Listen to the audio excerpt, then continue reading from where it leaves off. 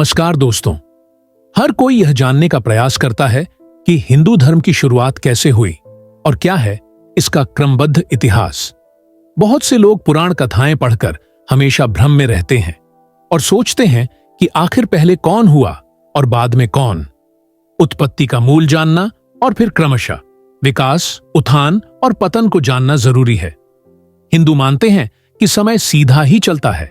सीधे चलने वाले समय में जीवन और घटनाओं का चक्र चलता रहता है। समय के साथ घटनाओं में दोहराव होता है, फिर भी घटनाएं नई होती हैं। लेकिन समय की अवधारणा हिंदू धर्म में अन्य धर्मों की अपेक्षा बहुत अलग है। प्राचीन काल से ही हिंदू मानते आए हैं कि हमारी धरती का समय अन्य ग्रहों और नक्षत्रों के समय से भिन्न है। जैसे 365 दिन में धरती का एक वर्ष होता है, तो धरती के मान से 365 दिन में देवताओं का एक दिव्य वर्ष होता है। हिंदू काल अवधारणा सीधी होने के साथ चक्रीय भी है। चक्रीय इस मायने में कि दिन के बाद रात और रात के बाद दिन होता है, तो यह चक्रीय है। लेकिन इसका यह मतलब नहीं कि कल वाला दिन ही आज का दिन है और आज भी कल जैसी ही घटनाएं घटेंगी। राम तो कई हुए, लेकिन हर त्रेता युग में अलग अलग हुए और उनकी कहानी भी अलग अलग है। पहले त्रेता युग के राम का दशरथ नंदन राम से कोई लेना देना नहीं है। यह तो ब्रह्मा, विष्णु और शिव ही तय करते कि किस युग में कौन राम होगा और कौन रावण और कौन कृष्ण होगा और कौन कंस। ब्रह्मा, विष्णु और महेश के ऊपर जो ताकत है उसे कहते हैं काल ब्रह्म। यह काल ही तय करता है कि कौन ब्रह्मा होगा और कौन विष्णु। उसने कई विष्णु पैदा कर दिए हैं कई अन्य धरतियों पर। हिंदू काल निर्धारण के अनुसार 4 युगों का मतलब 12,000 दिव्य वर्ष होता है। इस तरह अब तक 4-4 करने पर 70 युग होते हैं। 70 युगों का एक मनवंतर होता है। इस तरह 14 मनवंतर का एक कल्प माना गया है। एक कल्प अर्थात ब्रह्मा जी के लोक का एक दिन होता है। विष्णु पुराण के अनुसार मनवंतर की अवधि 71 चतुर्युगी के बराबर होती है। इसके अलावा कुछ अतिरिक्त वर्ष भी जोड़े जाते हैं। एक मनवंतर बराबर है 77 चतुर्युगी बराबर है 8,05,100 दिव्य वर्ष बराबर है 3,67,57,000 मानव वर्ष। फिलहाल 6 मनवंतर बीत चुके हैं और यह 7वां मनवंतर चल रहा है, जिसका नाम वैवस्वत मनु का मनवंतर कहा गया है। यदि हम कल्प की बात करें तो अब तक महत्कल्प, हिरण्यगर्भ कल्प, ब्रह्मकल्प और पद्मकल्प बीत चुका है और यह 5वां कल्प वराह कल्प चल रहा है। अब तक वराह कल्प के स्वयंभू मनु, स्वरोचिष मनु, उत्तम मनु, तमास मनु, रेवत मनु, चाक्षुष मनु तथा वैवस्वत मनु के मनवंतर बीत चुके हैं और अब वैवस्वत तथा सावर्णी मनु की अंतर्दशा चल रही है। सावर्णी मनु का आविर्भाव विक्रमी संवत प्रारंभ होने से 5,631 वर्ष पूर्व हुआ था। नंबर 1, ब्रह्मा, विष्णु, महेश, स्वयंभू मनु का काल। हालांकि ब्रह्मा, विष्णु और महेश की कथा को शिव के भक्तों ने शिव को आधार बनाकर लिखा, तो विष्णु के भक्तों ने विष्णु को आधार बनाकर। कहा जाता है कि एक बार जब भगवान शिव से जब पूछा गया कि आपके पिता कौन, तो उन्होंने ब्रह्मा का नाम लिया और फिर पूछा गया कि ब्रह्मा के पिता कौन, तो उन्होंने विष्णु का नाम लिया। और जब उनसे पूछा गया कि विष्णु के पिता कौन, तो उन्होंने कहा कि मैं स्वयं। जब सब कुछ प्रलय के कारण नष्ट हो गया तो धरती लाखों वर्ष तक अंधकार में रही। फिर सूखी धरती पर जलावृष्टि हुई और यह धरती पूर्ण रूप से जल से भर गई। संपूर्ण धरती जलमग्न हो गई। जल में भगवान विष्णु की उत्पत्ति हुई। जब उन्होंने आंखें खोली तो नेत्रों से सूर्य की और हृदय से चंद्रमा की उत्पत्ति हुई। जल से विष्णु की उत्पत्ति होने के कारण उन्हें हिरण्याभ भी कहते हैं। हिरण्य अर्थात जल और नाभ अर्थात नाभि, यानी जल की नाभि। इस नाभि से कमल की उत्पत्ति हुई और कमल जब जल के ऊपर खिला तो उसमें से ब्रह्मा की उत्पत्ति हुई। फिर उनके माथे से ही एक ज्योतिर्लिंग प्रकट हुआ, जो टूटकर जब बिखरा तो उसमें से महेश की उत्पत्ति हुई। दोनों ने पूछा, मैं कौन हूं? तब विष्णु ने उनको सृष्टि के विस्तार का आदेश दिया। इस काल में एक ओर जहां जल में एक इंद्रिय और एक रंगी जीवों की उत्पत्ति हुई, वहीं असंख्य पौधों और लताओं की उत्पत्ति होती गई। इसी तरह मेरू पर्वत से जब कुछ जल हटा तो यही एक इंद्रिय जीव वहां फैलकर तरह तरह के रूप धरने लगे। ये जीवन क्रम विकास के क्रम में शामिल हो गए। यह सब ब्रह्मा की घोर तपस्या और अथक प्रयास से संभव हुआ। तब ब्रह्मा ने एक ऐसे जीव की उत्पत्ति करने की सोची जो अन्य जलचर, थलचर और नभचर जीवों की अपेक्षा अधिक बुद्धिमान हो, अर्थात खुद ब्रह्मा की तरह हो। यह सोचकर उन्होंने पहले 4 संतक कुमारों को जन्म दिया, लेकिन वे कुछ नहीं कर पाए और वे चारों भी ब्रह्मा की तरह तपस्या में लीन हो गए। तब ब्रह्मा ने 10 मानस पुत्रों को उत्पन्न किया, वशिष्ठ, कृतु, पुलह, पुलस्त्य, अंगिरा, अत्रि और मरीचि आदि, और उनसे कहा कि आप मानव जीवन की उत्पत्ति करें, उनको शिक्षा दें और परमेश्वर का मार्ग बताएं।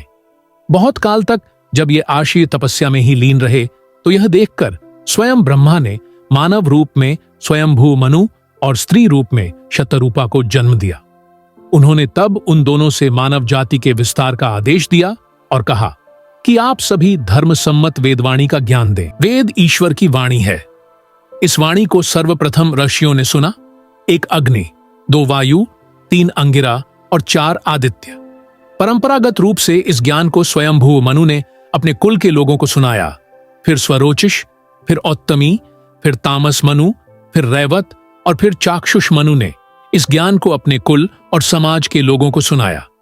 बाद में इस ज्ञान को वैवस्वत मनु ने अपने पुत्रों को दिया। इस तरह परंपरा से प्राप्त यह ज्ञान श्री कृष्ण तक पहुंचा। हिंदू धर्म की शुरुआत की कहानी में सबसे पहले ब्रह्मा और उनके पुत्रों की कहानी का अधिक महत्व है। उसके बाद विष्णु और महेश के शिष्यों और भक्तों की कहानी का अधिक महत्व है। महेश ने ब्रह्मा के पुत्र दक्ष की बेटी सती से विवाह किया और विष्णु ने ब्रह्मा के पुत्र भृगु की बेटी लक्ष्मी से विवाह किया। इस तरह ब्रह्मा, विष्णु और महेश ने संपूर्ण धरती पर देव, दैत्य, दानव, राक्षस, मानव, किन्नर, वानर, नाग, मल्ल आदि हजारों तरह के जीवों की रचना की। मनु के कुल में भगवान ऋषभदेव हुए। ऋषभदेव स्वयंभुव मनु से 5वीं पीढ़ी में इस क्रम में हुए। स्वयंभुव मनु, प्रियव्रत, अग्निघ्र, नाभि और फिर अर्षभ। ऋषभदेव ने प्रजा को जीवन के निर्वाह हेतु असी, मसी, कृषि, वाणिज्य, विद्या, शिल्प आदि की शिक्षा दी। इनका नंदा व सुनंदा से विवाह हुआ। इनके भरत व बाहुबली आदि 100 पुत्र हुए। नाम पर ही इस अजना भखंड का नाम भारतवर्ष रखा गया। नंबर 2, आरषि कश्यप, हिरण्यकश्यप और हिरण्याक्ष। जैसा कि हम पहले बता चुके हैं कि संपूर्ण धरती पर पहले जल ही था। जल जब हटा तो धरती का सर्वप्रथम हिस्सा जो प्रकट हुआ वह मेरू पर्वत के आसपास का क्षेत्र था। यह पर्वत हिमालय के बीचों बीच का हिस्सा है। यहीं पर कैलाश पर्वत है। कश्मीर को कश्यप आर्षि के कुल के लोगों ने ही बसाया था। आर्षि कश्यप एक ऐसे अर्षि थे जिन्होंने बहुत सी स्त्रियों से विवाह कर अपने कुल का विस्तार किया था। आदिम काल में जातियों की विविधता आज की अपेक्षा कई गुना अधिक थी। आर्षि कश्यप ब्रह्मा जी के मानस पुत्र, मरीचि के विद्वान पुत्र थे। सुर-असुरों के मूल पुरुष ऋषि कश्यप का आश्रम मेरू पर्वत के शिखर पर था, जहां वे परब्रह्म परमात्मा के ध्यान में लीन रहते थे। समस्त देव, दानव एवं मानव आर्षि कश्यप की आज्ञा का पालन करते थे। कश्यप ने बहुत से स्मृति ग्रंथों की रचना की थी। पुराण के अनुसार सृष्टि की रचना और विकास के काल में धरती पर सर्वप्रथम भगवान ब्रह्मा जी प्रकट हुए। ब्रह्मा जी से दक्ष प्रजापति का जन्म हुआ। ब्रह्मा जी के निवेदन पर दक्ष प्रजापति ने अपनी पत्नी असिकनी के गर्भ से 66 कन्याएं पैदा की। इन कन्याओं में से 13 कन्याएं आर्षि कश्यप की पत्नियां बनी। मुख्यतः इन्हीं कन्याओं से सृष्टि का विकास हुआ और कश्यप सृष्टिकर्ता कहलाए। उल्लेखनीय है कि ब्रह्मा के पुत्रों के कुल के लोगों ने ही आपस में रोटी बेटी का संबंध रखकर कुल का विस्तार किया। इस प्रकार आर्षि कश्यप की अदिति, दिति, दनु, काष्ठा, अरिष्टा, सुरस्सा, इला, मुनि, क्रोधवशा, ताम्रा, सुरभि, सुरस्सा, तिमी, विनता, कद्रु, पतांगी और यामिनी आदि पत्नियां बनी। इन पत्नियों की कहानी भी बड़ी रोचक है। एक अदिति, पुराणों के अनुसार कश्यप ने अपनी पत्नी अदिति के गर्भ से 12 आदित्यों को जन्म दिया, जिनमें भगवान नारायण का वामन अवतार भी शामिल था। ये 12 पुत्र इस प्रकार थे: विवस्वान, सूर्य, अर्यमा, पूषा, त्वष्टा, विश्वकर्मा, सविता, भग, धाता, विधाता, वरुण, मित्र, इंद्र और त्रिविक्रम। भगवान वामन माना जाता है कि आर्षि कश्यप के पुत्र विवस्वान से वैवस्वत मनु का जन्म हुआ। महाराज वैवस्वत मनु को इक्ष्वाकु, नृग, धृष्ट, शर्याति, नरिष्यंत, प्रांशु, नाभाग, दिष्ट, करुष और प्रशद्र नामक 10 श्रेष्ठ पुत्रों की प्राप्ति हुई। इनके ही कुल में आगे चलकर राम हुए। यह सूर्यवंशियों का कुल था, जबकि चंद्रवंशियों की उत्पत्ति ब्रह्मा के पुत्र अत्रि से हुई थी। ब्रह्मा से अत्रि, अत्रि से चंद्रमा, चंद्रमा से बुध, बुध से पुरुरवा, पुरुरवा से आयु, आयु से नहुष, नहुष से यति, ययाति, संयाति, अयति, व्याति और कृति नामक 6 महाबल विक्रमशाली पुत्र हुए। इधर सूर्यवंश ब्रह्मा से मरीचि, मरीचि से कश्यप और कश्यप से विवस्वान सूर्य, विवास्वान से वैवस्वत मनु का जन्म हुआ।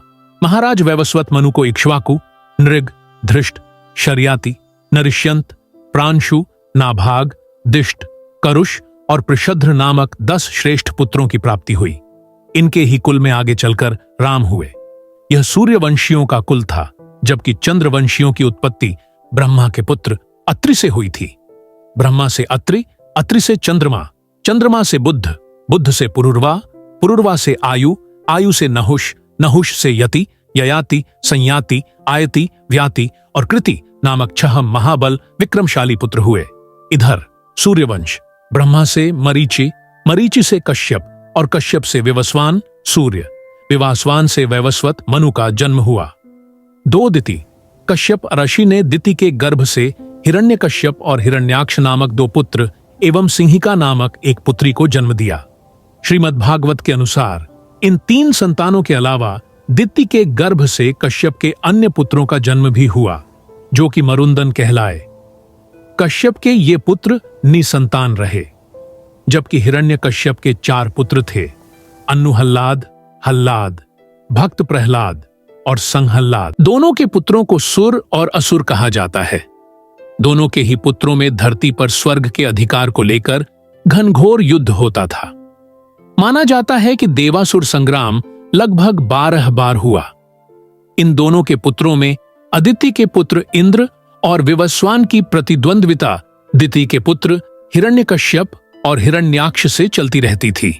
अदिति के पुत्र वरुण देव और असुर दोनों को ही प्रिय थे, इसलिए उनको असुरों का समर्थक भी माना गया है। वरुण देव जल के देवता हैं। हिरण्याक्ष भयंकर दैत्य था।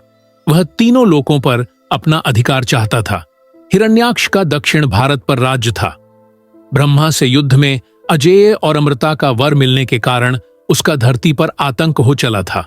हिरण्याक्ष भगवान वराह रूपी विष्णु के पीछे लग गया था और वह उनके धरती निर्माण के कार्य की खिल्ली उड़ाकर उनको युद्ध के लिए ललकारता था।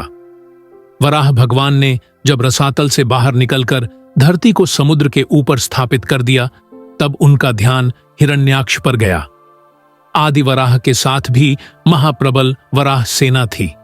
उन्होंने अपनी सेना को लेकर हिरण्याक्ष के क्षेत्र पर चढ़ाई कर दी और विंध्यगिरि के पाद प्रसूत जल समुद्र को पार कर उन्होंने हिरण्याक्ष के नगर को घेर लिया। संगमनेर में महासंग्राम हुआ और अंततः हिरण्याक्ष का अंत हुआ। आज भी दक्षिण भारत में हिंगोली, हिंगन घाट, हिंगना नदी तथा हिरण्याक्ष गण हैंगड़े नामों से कई स्थान हैं। उल्लेखनीय है कि सबसे पहले भगवान विष्णु ने नीलवराह का अवतार लिया, फिर आदिवराह बनकर हिरण्याक्ष का वध किया। इसके बाद श्वेतवराह का अवतार नृसिंह अवतार के बाद लिया। हिरण्यकश्यप का पुत्र प्रहलाद भगवान विष्णु का भक्त था। हिरण्यकश्यप को यह अच्छा नहीं लगता था। हिरण्याक्ष की तरह वह चाहता था कि संपूर्ण धरती के देव, दानव और मानव मुझे ईश्वर माने। हिरण्यकश्यप को मारने के लिए भगवान विष्णु को नृसिंह का अवतार लेना पड़ा। भक्त प्रहलाद की कहानी से सभी अवगत हैं। होलिका दहन और नृसिंह जयंती पर्व इस घटना की याद में मनाया जाता है। नंबर 3, बाली वामन। महाबली बाली अजर अमर है। कहते हैं कि वो आज भी धरती पर रहकर देवताओं के विरुद्ध कार्य में लिप्त है। पहले उसका स्थान दक्षिण भारत के महाबलीपुरम में था, लेकिन मान्यता अनुसार अब मरुभूमि अरब में है, जिसे प्राचीन काल में पाताल लोक कहा जाता था। अहिरावण भी वहीं रहता था। समुद्र मंथन में उसे घोड़े प्राप्त हुआ था, जबकि इंद्र को हाथी। उल्लेखनीय है कि अरब में घोड़ों की तादाद ज्यादा थी और भारत में हाथियों की। शिव भक्त असुरों के राजा बाली की चर्चा पुराणों में बहुत होती है।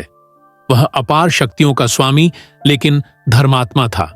वह मानता था कि देवताओं और विष्णु ने उसके साथ छल किया। हालांकि बाली विष्णु का भी भक्त था। भगवान विष्णु ने उसे अजर अमर होने का वरदान दिया था। हिरण्यकश्यप के 4 पुत्र थे, अनुहल्लाद, हल्लाद, भक्त प्रहलाद और संहल्लाद। प्रहलाद के कुल में विरोचन के पुत्र राजा बाली का जन्म हुआ। बाली जानता था कि मेरे पूर्वज विष्णु भक्त थे, लेकिन वह यह भी जानता था कि मेरे पूर्वजों को विष्णु ने ही मारा था। इसलिए बाली के मन में देवताओं के प्रति द्वेष था। उसने शुक्राचार्य के सान्निध्य में रहकर स्वर्ग पर आक्रमण करके देवताओं को खदेड़ दिया था। वह तीनों लोकों का स्वामी बन बैठा था। देवताओं के कहने पर वामन रूप विष्णु ने दानवीर बाली के समक्ष ब्राह्मण रूप में उपस्थित होकर उससे 3 पग भूमि मांग ली थी। वामन ने 2 पग में तीनों लोक नापकर पूछा, अब तीसरा पग कहां रखूं? तो बाली ने कहा कि प्रभु, अब मेरा सिर ही बचा है, आप इस पर पग रख दें। बाली के इस वचन को सुनकर और उसकी दानवीरता को देखते हुए भगवान वामन ने उनको पाताल लोक का राजा बनाकर अमृता का वरदान दे दिया। इस तरह इंद्र और अन्य देवताओं को फिर से स्वर्ग का साम्राज्य मिल गया था। नंबर 4, इंद्र बाली। समुद्र मंथन की कथा सभी जानते हैं। राजा बाली के हाथ से जब वामन के दान के कारण स्वर्ग का राज्य चला गया, तब कुछ काल बाद एक घटना घटी। दुर्वासा ऋषि की पारिजात पुष्पमाला का इंद्र ने उचित सम्मान नहीं किया, तो इससे रुष्ट होकर उन्होंने इंद्र को श्रीहीन होकर स्वर्ग से वंचित होने का श्राप दे डाला। यह समाचार लेकर शुक्राचार्य दैत्यराज बाली के दरबार में पहुंचते हैं।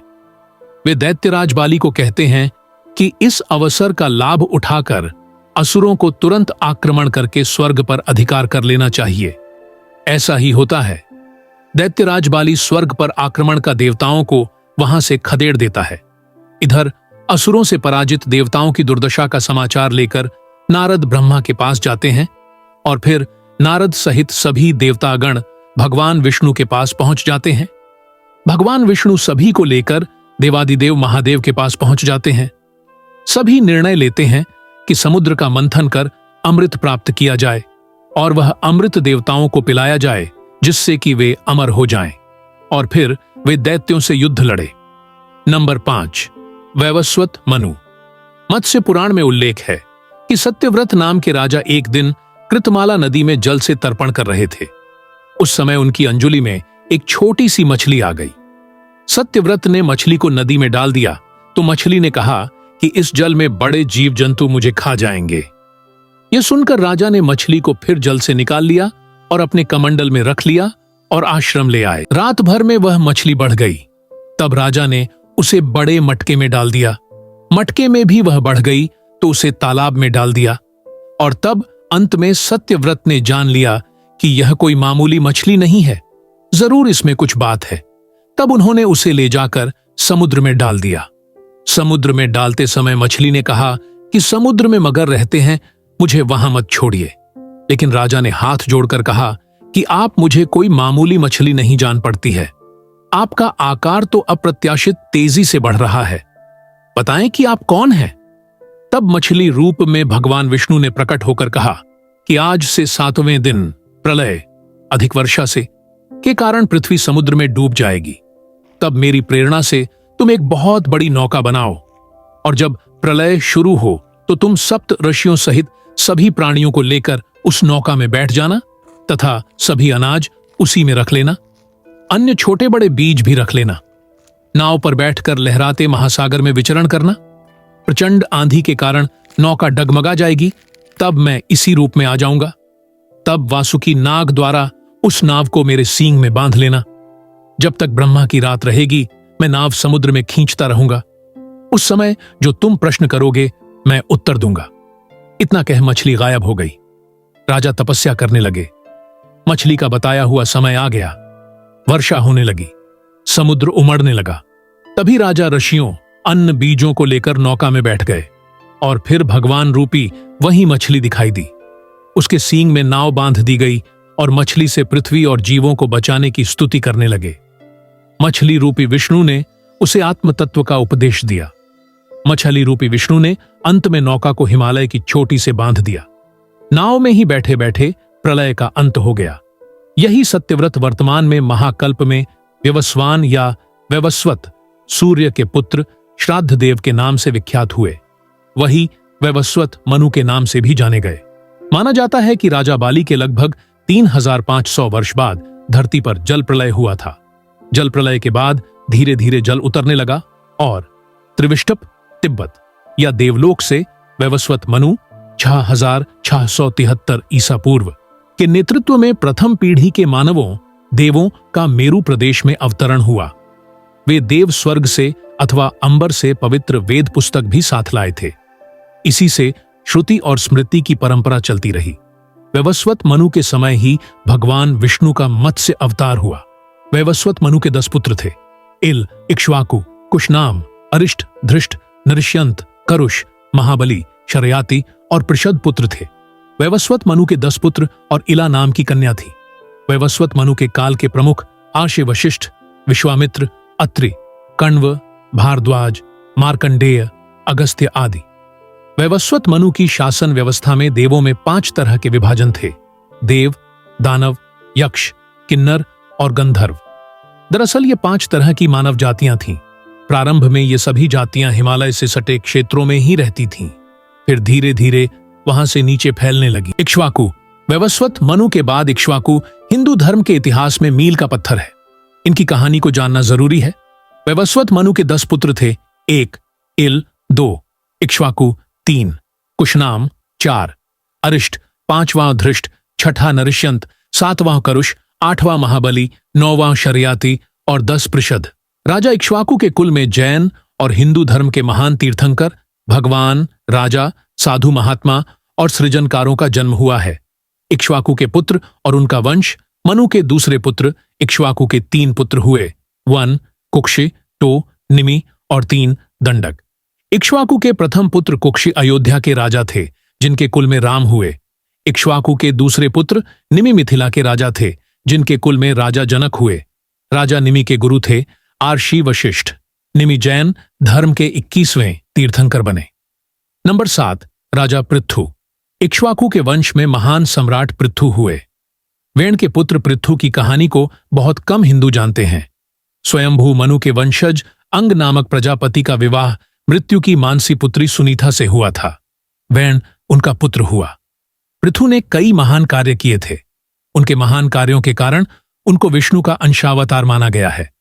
वाल्मीकि रामायण में इन्हें अनरण्य का पुत्र तथा त्रिशंकु का पिता कहा गया है। पृथु की पत्नी का नाम अर्ची था। पृथु के पिता महापापी थे। उनके पाप के कारण वे नरक चले गए थे। पृथु ने उनको नरक से छुड़ाया था। पृथु भगवान विष्णु के भक्त और धर्मपरायण राजा थे। उन्होंने सरस्वती नदी के तट पर 100 यज्ञ किए थे। उस काल में यह क्षेत्र ब्रह्मावर्त प्रदेश कहलाता था। 100वें यज्ञ के समय इंद्र ने उनका अश्व चुरा लिया था। इससे क्रुद्ध होकर पृथु ने धनुष पर प्रत्यंचा चढ़ा दी थी। ब्रह्मा ने उनको रोका। तब पृथु ने प्रयाग को अपना निवास स्थल बना लिया। अंतिम दिनों में पृथु अर्ची सहित तपस्या के लिए वन में चले गए। पृथु तथा अर्ची के 5 पुत्र हुए थे: विजिताश्व, धूम्रकेश, हर्यक्ष, द्रविण और वृक। चंद्रवंश में भी एक पृथु हुए हैं, जो वृष्णिवंश के चित्ररथ के पुत्र थे, जो विदुर का भाई था। कृष्ण ने इसे मथुरापुरी के उत्तरी द्वार की रक्षा पर नियुक्त किया था। प्रभास तीर्थ में यादव वंश के अंत के समय यह भी परस्पर कलह में मारा गया था। नंबर 8 राजा हरीशचंद्र। सतयुग के राजा हरीशचंद्र की कहानी को कौन नहीं जानता। लगभग सभी जानते हैं कि कैसे आर्षि विश्वामित्र और ब्रह्मा ने उनकी सत्यप्रियता की परीक्षा लेने के लिए उनका जीवन बर्बाद कर दिया था, लेकिन उन्होंने सत्य का साथ फिर भी नहीं छोड़ा। उनकी कहानी बड़ी ही दर्दनाक कहानी है। भारत के इतिहास की सबसे महत्वपूर्ण कथा मानी जाती है सत्यवादी राजा हरीशचंद्र की कथा। हरीशचंद्र सच बोलने, दान देने और वचन पालन के लिए प्रसिद्ध थे। उनकी सत्यता की परीक्षा लेने के लिए ब्रह्मा और विश्वामित्र ने एक योजना बनाई और फिर राजा हरीशचंद्र का जीवन बदल गया। एक रात उन्होंने सपना देखा कि उन्होंने आर्षि विश्वामित्र को अपना संपूर्ण राज्यपाठ दान कर दिया है। सुबह हुई तभी उनके द्वार पर विश्वामित्र साधु वेश में आ धमके। राजा हरिश्चंद्र ने उन्हें प्रणाम कर पूछा, मेरे लिए क्या आज्ञा है मुनिवर? मुनि के भेष में विश्वामित्र ने कहा कि मैं जो मांगूंगा वो तुम दे सकोगे? तब राजा ने विश्वामित्र को पहचान कर कहा कि मैं अपना सब कुछ पहले से ही आपको दे चुका हूं। मुनिवर, अब क्या दूं? विश्वामित्र को आश्चर्य हुआ। विश्वामित्र ने कहा कि मुझे खुशी है, तुम अपने वचन के पक्के हो। चलो, तुम्हारा साम्राज्य अब मेरा हुआ, किंतु अब बताओ, दक्षिणा में तुम क्या दोगे? राजा सोच में पड़ गए। वे जानते थे कि दक्षिणा के बिना दान पूरा नहीं होता। कुछ देर सोचने के बाद उन्होंने कहा, मुनिवर, अब तो हमारे पास केवल हमारे शरीर बचे हैं। काशी नगरी के बाजार में हम अपने को बेचेंगे। जो मूल्य मिलेगा वही आपकी दक्षिणा होगी। राजा ने अपने पुत्र और पत्नी सहित खुद को काशी की मंडी में बेच दिया और उस रकम को विश्वामित्र को दक्षिणा में दे दिया। बस यहीं से उनके बुरे दिन शुरू हो गए। नंबर 9, ययाति की कहानी। ब्रह्मा से अत्रि, अत्रि से चंद्रमा, चंद्रमा से बुध, बुध से पुरुरवा, पुरुरवा से आयु, आयु से नहुष, नहुष से यति, ययाति, संयाति, आयति, व्याति और कृति नामक 6 महाबल विक्रमशाली पुत्र हुए। अत्रि से उत्पन्न चंद्रवंशियों में पुरुरवा ऐल के बाद सबसे चर्चित कहानी ययाति और उसने पुत्रों की है। ययाति के 5 पुत्र थे, 1 पुरु, 2 यधु, 3 तुर्वस, चौथा अनु और 5वां द्रुहमु। उनके इन 5 पुत्रों और उनके कुल के लोगों ने मिलकर लगभग संपूर्ण एशिया पर राज किया था। ऋग्वेद में इसका उल्लेख मिलता है। ययाति बहुत ही भोगविलासी राजा था। जब भी उसको यमराज लेने आते तो वह कह देता, नहीं, अभी तो बहुत काम बचे हैं, अभी तो कुछ देखा ही नहीं। नंबर 10, वशिष्ठ विश्वामित्र की लड़ाई। गुरु वशिष्ठ और विश्वामित्र के मध्य प्रतिष्ठा की लड़ाई चलती रहती थी। इस लड़ाई के चलते ही 5000 वर्ष पूर्व हुए महाभारत युद्ध के पूर्व एक और महासंग्राम हुआ था, जिसे दशराज युद्ध के नाम से जाना जाता। इस युद्ध की चर्चा ऋग्वेद में मिलती है। यह रामायण काल की बात है। महाभारत युद्ध के पहले भारत के आर्यावर्त क्षेत्र में आर्यों के बीच दशराज युद्ध हुआ था। इस युद्ध का वर्णन दुनिया के हर देश और वहां की संस्कृति में आज भी विद्यमान है। ऋग्वेद के 7वें मंडल में इस युद्ध का वर्णन मिलता है। इस युद्ध से यह पता चलता है कि आर्यों के कितने कुल या कबीले थे और उनकी सत्ता धरती पर कहां तक फैली थी। इतिहासकारों के अनुसार यह युद्ध आधुनिक पाकिस्तानी पंजाब में परुष्णी नदी, रावी नदी के पास हुआ था। ब्रह्मा से भृगु, भृगु से वारिणी भृगु, वारिणी भृगु से बाधृश्य, शुनक, शुक्राचार्य, उष्णा या काव्या, बाधुल, सान्नग और च्यवन का जन्म हुआ। शुनक से शौनक, शुक्राचार्य से त्वष्टा का जन्म हुआ। त्वष्टा से विश्वरूप और विश्वकर्मा, विश्वकर्मा से मनु, मय, त्वष्टा, शिल्लप्पी और देवज्ञ का जन्म हुआ।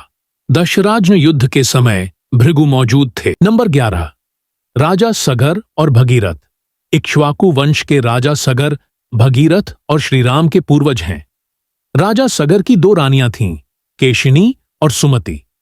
जब दीर्घकाल तक दोनों पत्नियों को कोई संतान नहीं हुई तो राजा अपनी दोनों रानियों के साथ हिमालय पर्वत पर जाकर पुत्र कामना से तपस्या करने लगे।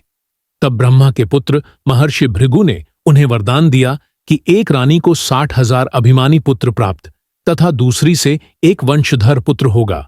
वंशधर अर्थात जिससे आगे वंश चलेगा। बाद में रानी सुमति ने तूंबी के आकार के एक गर्भपिंड को जन्म दिया।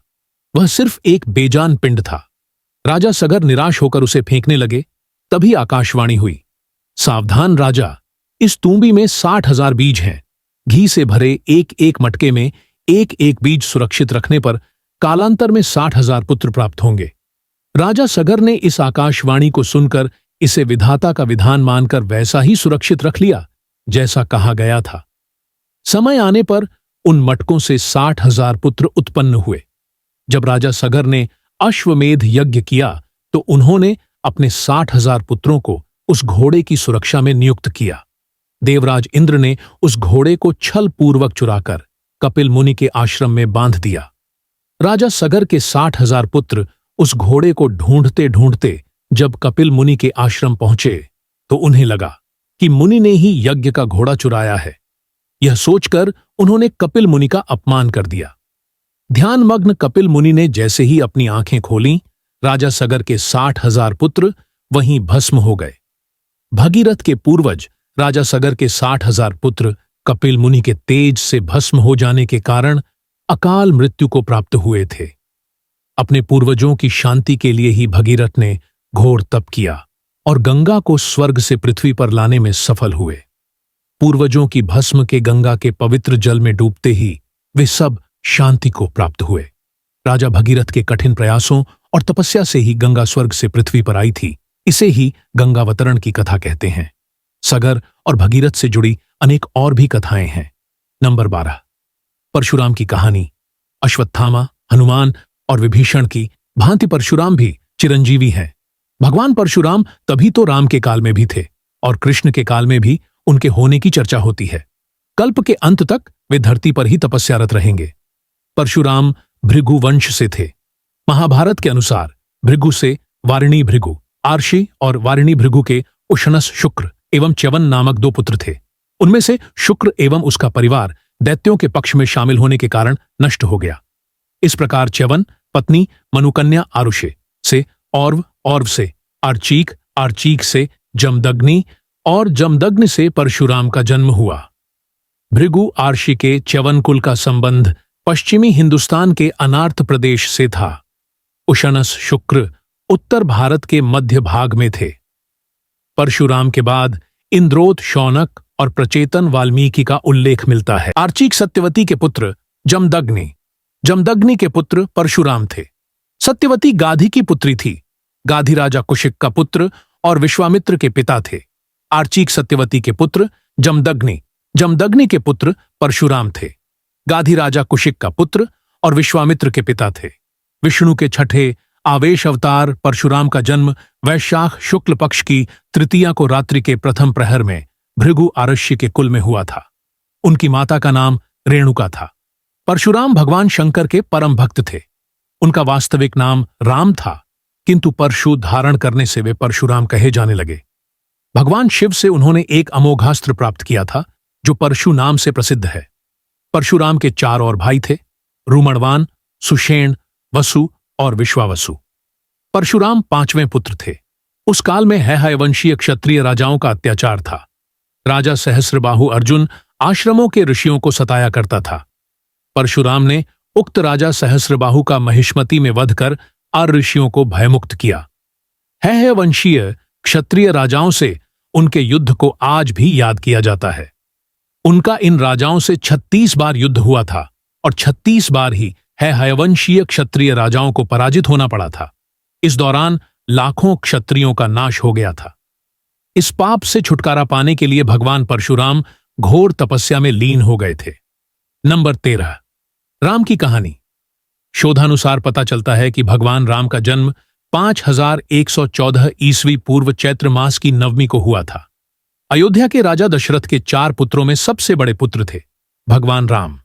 दशरथ की 3 पत्नियां थीं, कौशल्या, सुमित्रा और कैकई।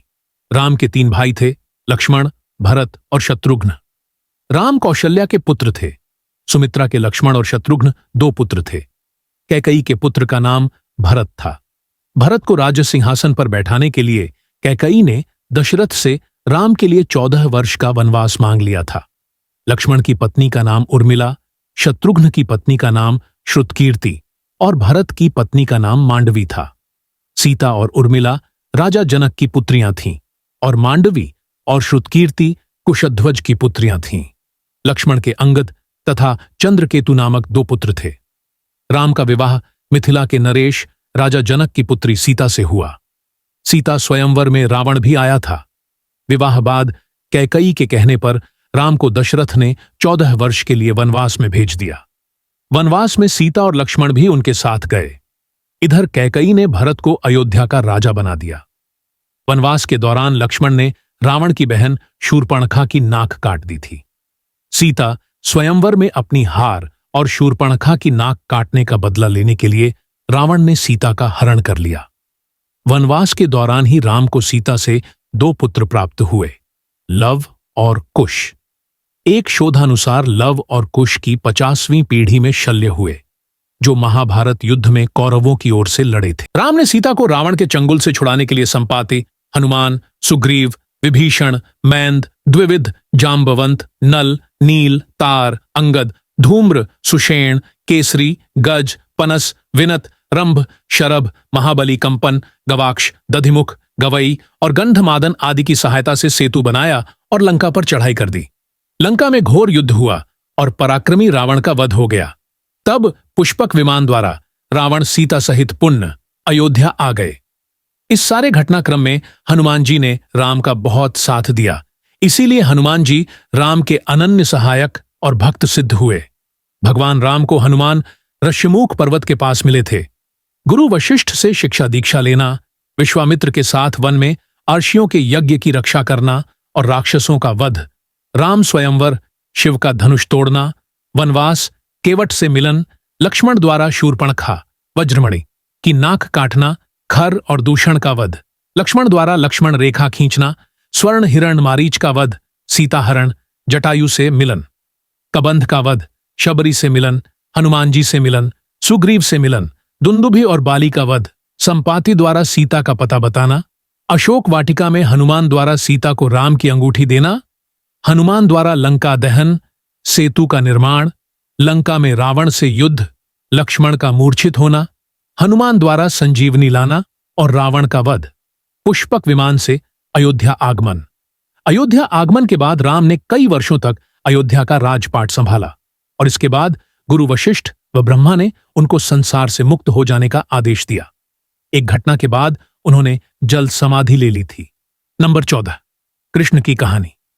न कोई मरता है और न ही कोई मारता है, सभी निमित्त मात्र हैं। सभी प्राणी जन्म से पहले बिना शरीर के थे, मरने के उपरांत वे बिना शरीर वाले हो जाएंगे। यह तो बीच में ही शरीर वाले देखे जाते हैं, फिर इनका शोक क्यों करते हो? कृष्ण की कहानी भारत और हिंदू धर्म की संपूर्ण कहानी है। महाभारत को पढ़ना हिंदू धर्म और भारत को पढ़ना है। हिंदू मान्यता अनुसार विष्णु ने 8वें मनु वैवस्वत के मनवंतर के 28वें द्वापर में 8वें अवतार श्री कृष्ण के रूप में देवकी के गर्भ से मथुरा के कारागार में जन्म लिया था। उनका जन्म भाद्रपद के कृष्ण पक्ष की रात्रि के 7 मुहूर्त निकल गए और 8वां उपस्थित हुआ, तभी आधी रात के समय सबसे शुभ लग्न में हुआ। उस लग्न पर केवल शुभ ग्रहों की दृष्टि थी। रोहिणी नक्षत्र तथा अष्टमी तिथि के संयोग से जयंती नामक योग में ईसा से लगभग 3200 वर्ष पूर्व उनका जन्म हुआ। ज्योतिषियों के अनुसार उस समय शून्यकाल रात 12 बजे था। भगवान कृष्ण के जीवन को संपूर्ण जानने के लिए महाभारत, भागवत पुराण, ब्रह्मवैवर्त पुराण आदि पढ़ें। हे धनंजय, मुझसे भिन्न दूसरा कोई भी परम कारण नहीं है। माया द्वारा जिनका ज्ञान हरा जा चुका है, ऐसे आसुर स्वभाव को धारण किए हुए मनुष्यों में नीच दूषित कर्म करने वाले मूढ़ लोग मुझको नहीं भजते। महाभारत के बाद धीरे धीरे धर्म का केंद्र तक्षशिला पेशावर से हटकर मगध के पाटलिपुत्र में आ गया। गर्ग संहिता में महाभारत के बाद के इतिहास का उल्लेख मिलता है। अयोध्या कुल के मनु की 94 पीढ़ी में बृहद्रथ राजा हुए। उनके वंश के राजा क्रमशः सोमाधि, श्रुतश्रव, अयुतायु, निर्मित्र, सुकृत, बृहत्कर्मण, सेनाजित, विभु, शुचि, क्षेम, सुव्रत, निवृत्ति, त्रिनेत्र, महासेन, सुमति, अचल, सुनेत्र, सत्यजीत, वीरजीत और अरिंजय हुए। इन्होंने मगध पर क्षेम धर्म से पूर्व राज्य किया था। बृहद्रथ जरासंध वंश के रूप में 3333 विटोटपू से रिपुंजय तक 2011 विटोटपू तक चला। शत्रुंजय के समय श्री कृष्ण वंशी वज्र नाम का राज्य चला। बाद में यादवों के वंश मिथिला, मगध, विदर्भ, गोंडल, जैसलमेर, करौली, काठियावाड़, सतारा, दक्षिण मथुरा, पांड्यदेश, पल्लव आदि विभिन्न खंडों में बिखर गए। महाभारत के बाद कुरुवंश का अंतिम राजा निचक्षु था। पुराणों के अनुसार हस्तिनापुर नरेश निचक्षु ने, जो परीक्षित का वंशज युधिष्ठिर से 7वीं पीढ़ी में था, हस्तिनापुर के गंगा द्वारा बहा दिए जाने पर अपनी राजधानी वत्स देश की कौशांबी नगरी को बनाया। इसी वंश की 26वीं पीढ़ी में बुद्ध के समय में कौशांबी का राजा उदयन था। निचक्षु और कुरुओं के कुरुक्षेत्र से निकलने का उल्लेख सांख्यान श्रौत सूत्र में भी है। नंबर 15, चंद्रगुप्त, चाणक्य और सम्राट अशोक की कहानी। चंद्रगुप्त और चाणक्य की कहानी उस काल के भारत के संपूर्ण इतिहास को प्रदर्शित करती है। इसीलिए सभी भारतवासियों को चाणक्य और चंद्रगुप्त की कहानी के साथ ही सम्राट अशोक की जीवनगाथा का अध्ययन करना चाहिए। नंबर 16, विक्रमादित्य की कहानी। चक्रवर्ती सम्राट विक्रमादित्य अवंतिका के राजा जरूर थे, लेकिन उनका शासन संपूर्ण भारत पर था। उन्हीं के नाम पर विक्रमादित्य की उपाधि अन्य राजाओं को दी गई, जिसमें चंद्रगुप्त द्वितीय और हेमू थे। विक्रम संवत अनुसार विक्रमादित्य आज से 2286 वर्ष पूर्व हुए थे।